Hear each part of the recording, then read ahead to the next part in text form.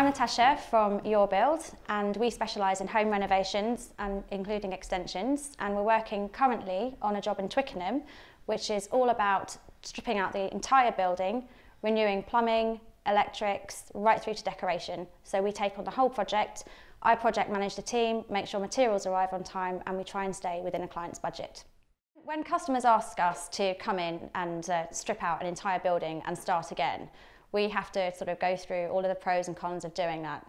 In a house in Twickenham of this size, people sometimes think that it's just a case of stripping the wallpaper off and decorating. But one example is that sometimes there can be about 8 layers of wallpaper and that type of thing. And when you're stripping it back, you're going into the plasterboard, you have to start thinking about plastering. So it goes from just not wallpaper stripping, but right through to plastering and decoration as well.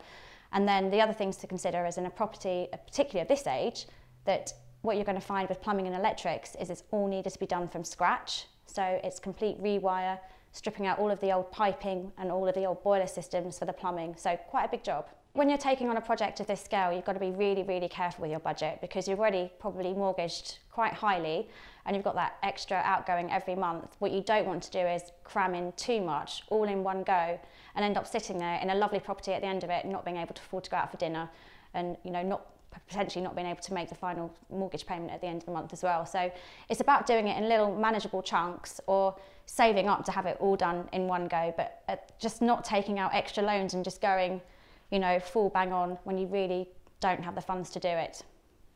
I think a good example, again, is if you think about, let's say, if you go back to something like starting with a basic, which is actually just stripping the walls off.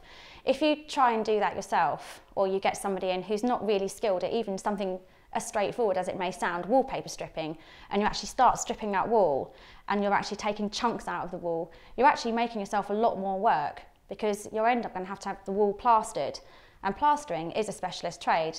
Some people will end up trying to sort of fill it themselves and it just looks a complete mess. And what people don't realise is if you don't get somebody in right from the beginning of the project who can actually do that trade properly, it has a knock-on effect on every other element of the project as well, and that escalates costs.